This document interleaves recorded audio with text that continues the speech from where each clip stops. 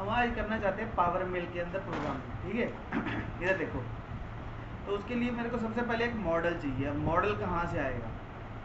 Model हम क्या करते हैं, सॉलिड वर्क्स में बना लेते हैं, ठीक है। वैसे तो पावर शेप में भी बना सकते हैं, पर हम क्या करते हैं, पावर ये सॉलिड वर्क्स में बनाते हैं। कुछ भी बना लिया मैंने,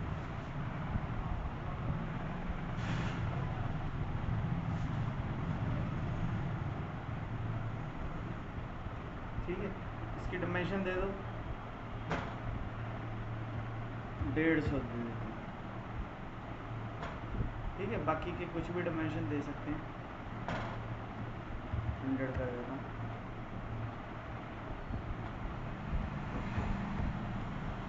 ठीक है।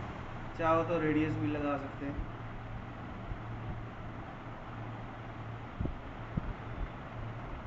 ये हमने 10-10 का रेडियस लगाया, ठीक है। चाहो तो सारी जगह लगा लो, चाहो तो एक ही जगह लगा लो।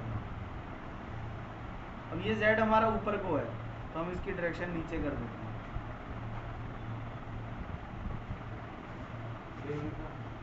ठीक है। ओके, तो ये मेरा मॉडल बन गया। इसमें हमने क्या करना है, कोऑर्डिनेट सिस्टम लगाना है। ये कोऑर्डिनेट सिस्टम, ठीक है। z हमेशा ऊपर होना चाहिए। तो ऑप्शन में जाएंगे, तो यहाँ पे एक्सपोर्ट में आ गया कोऑर्डिनेट सिस्टम 1, ठीक है। बाय डिफ़ॉल्ट होता है, हमने कोऑर्डिनेट सिस्टम 1 कर देंगे। हम करते हैं, ठीक है। ये z की डायरेक्शन ऊपर ही होनी चाहिए।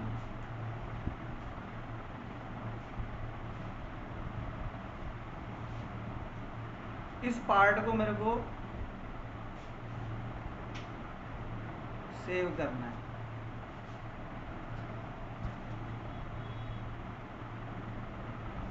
इस पार्ट को मेरे को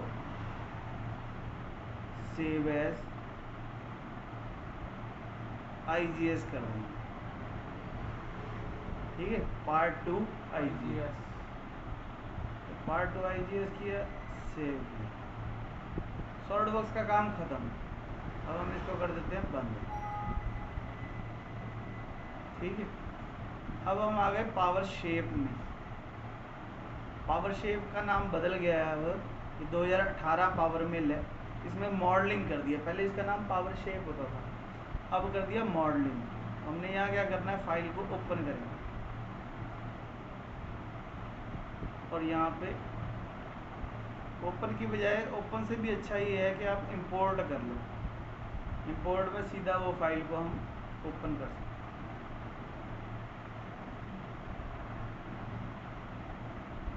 ओके करेंगे, तो ये मेरा मॉडल यहाँ पे जो हमने वहाँ बनाया था हमारा यहाँ पे आ गया, ठीक है। यहाँ व्यू में वायर फ्रेम करके देख सकते हैं, शेड करके देख सकते हैं, व्यू में जाए। हमने कुछ नहीं करना, कि हम पावर शेप में इसलिए लेके आए क्योंकि हम पावर मिल में लेके जाना चाहते हैं। पावर मिल ले जाने से पहले हमारे को इसमें एक कर्व बनानी पड़ेगी, ये बाउंड्री। भाई जिस बाउंड्री के चारों तरफ मेरे को टूल चलाना है, उसको बोलते हैं कॉम्पोजिट कर्व। एक कर्व सेलेक्ट करेंगे, तो इसमें एक पिंक कलर की आ रही है, तो पिंक कलर को सेलेक्ट करते जाएंगे तो आगे जाता जाएगा। पिंक वाली सेलेक्ट करनी है बस, और हमें बाउंड्री, जिस बाउंड्री में टूल चलाना है, जहाँ जहाँ टूल चले, ये बन गया। शुरू से लेके ऐसे पूरी लूप तक बनाना। अगर यहाँ तक बनाएंगे तो टूल इतने एरिया में ही चले। इसको करेंगे स्टॉप, और यहाँ से आ जाएंगे बाहर, ठीक है। तो अब मेरे पास एक कर्व बन गई और एक मेरे पास मॉडल बन गया, दो चीज़ें बन गई। तो हम क्या करेंगे, यहाँ से जाएंगे पावर मिल।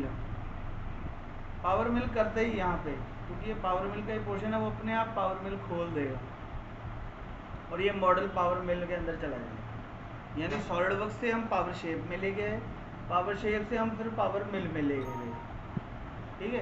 तो देखो ये पावर मिल खुल गया और इसमें ये मॉडल आ गया।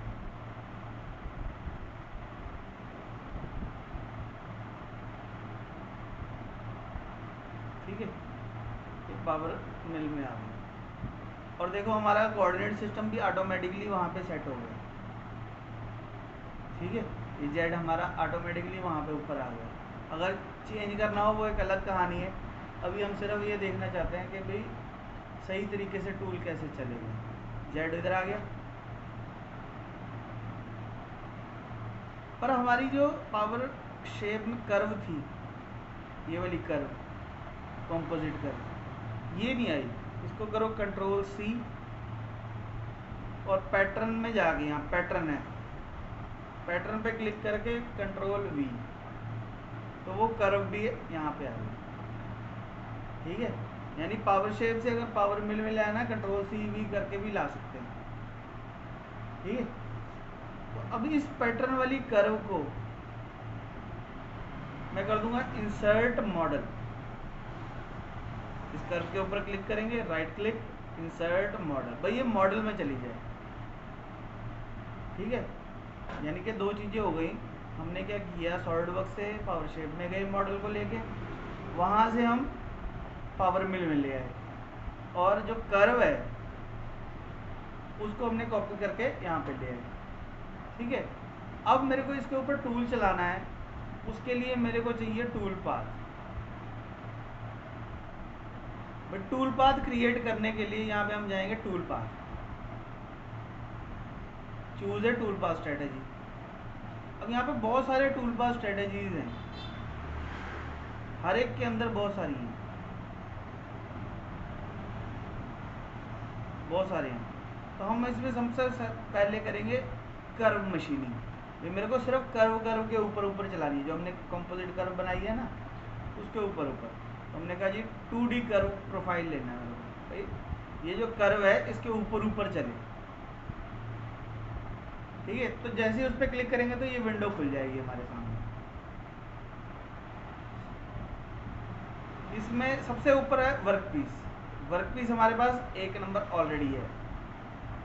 ठीक है, ब्लॉक, अब किसी मटेरियल में से ही काटेंगे, तो यहाँ पे हमारे को ब्लॉक बनाना पड़ेगा। हमने कैलकुलेट किया तो उसने क्या किया, ऑटोमेटिकली एक जितना ये साइज था उतने साइज का एक ब्लॉक बना दिया, कैलकुलेट कर लिया उसने, साइज ऑटोमेटिकली आ गया 150 लेंथ 30 ये और ये सब। फिर हमने देना टूल, किस टूल से मैं चलाऊंगा।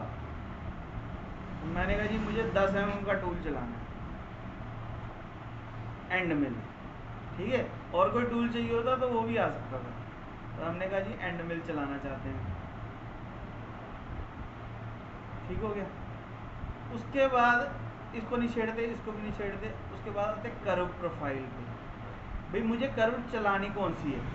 अभी यहाँ पे खाली है, खाली की जगह यहाँ पे कर दो 1 नंबर। जो 1 नंबर पैटर्न, ये देखो इसकी शक्ल और इसकी शक्ल सेम है। ठीक है ना, जो तभी हम पैटर्न में लेके गए क्योंकि हमारे को यहाँ पे चाहिए। पैटर्न आ गया, अब टूल किस साइड चलेगा ये देखने के लिए हम इस पर क्लिक करेंगे। देखो, ठीक है नहीं,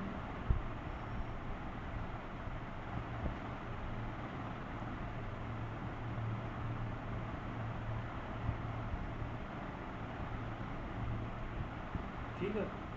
अगर मैं इसके ऊपर क्लिक कर दूंगा तो ये बाहर आ जाएगा। इस पर क्लिक करो, इस पर क्लिक करो, भाई टूल बाहर वाली साइड चलाना है या अंदर वाली साइड चलाना है। हम दोनों नहीं चाहिए, हमारे को एक ही चाहिए। ठीक है, एक चाहिए भाई, एक ही बार में वो ऐसे घूम के आ जाए। तो मुझे चाहिए अंदर वाली साइड, तो मैंने इसको उसके ऊपर क्लिक करेंगे तो वो अंदर बाहर हो जाएगा।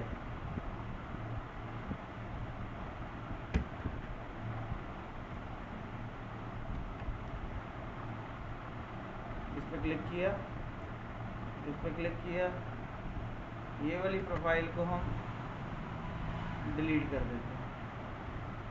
ये 2 आ रहे हैं ना, 2 नहीं हमारे को चाहिए, एक ही चाहिए। अब टूल अंदर है, इसको एक्सेप्ट कर दो, तो यहाँ पे 1 नंबर आ गया। तो अब ये टूल कितना नीचे जाए कितने mm का कट लगाना है। मैंने कहा जी मुझे -5 mm का कट लगाना,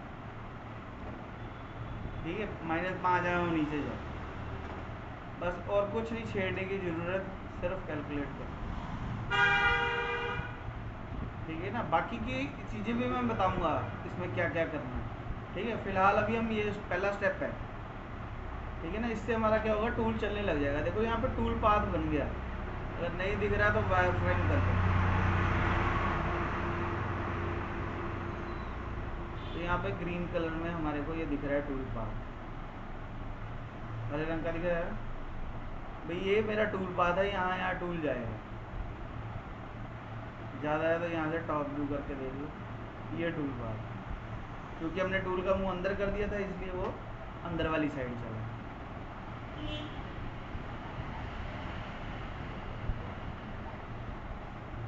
ठीक हो गया।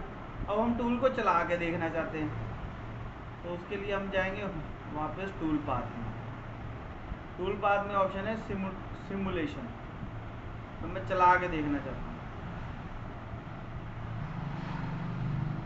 इसको कर दो ऑन, ये ऑफ होता है बाय डिफ़ॉल्ट, इसको ऑन कर देना। ऑन कर देंगे तो ये सॉलिड बन जाएगा। और सॉलिड चाहिए या शाइनी चाहिए, जैसा कर देंगे वैसा हो जाएगा, रेनबो वाला भी हो जाएगा। इसको अलग अलग करके देखना है, ठीक है। इसको मैं मैक्सिमाइज कर दूँ एक बार, ये देखो ये प्ले का बटन आ रहा है, ये शेडिंग है, ये आपको कैसी शेडिंग चाहिए, ठीक है कि नहीं। आपको मॉडल देखना है कि नहीं देखना, क्या चीज़ चाहिए। उसके बाद करेंगे प्ले, स्पीड थोड़ी सी स्लो कर लेनी, प्ले करेंगे तो ये हमारे को काट के दिखाएगा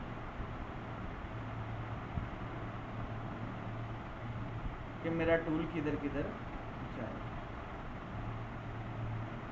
ठीक है।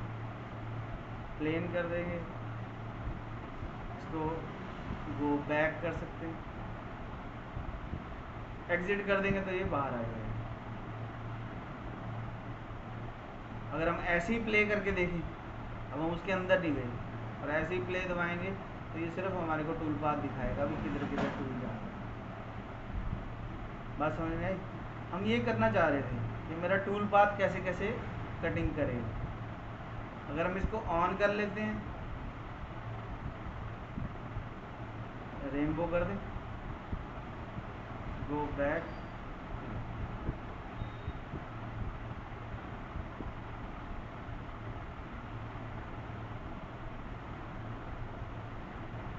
ठीक है। तो एक कलर भी दिखाएगा हमारे को अलग अलग, तो टूल मेरा कहाँ कहाँ गया, उसको कटिंग करने से उस पर क्या इफेक्ट हुआ, ठीक है ना। अब हमने यहाँ फिलेट नहीं लगाई थी, पर क्योंकि ये एंड मिल है, ये गोल ही बनाएगा, गोल है ना ये कंपोनेंट, आप पीस टूल जो मेरा है, ठीक है। यहाँ पे प्ले नहीं करता, एग्जिट कर देंगे तो ये एग्जिट हो जाएगा। बात समझ में आई।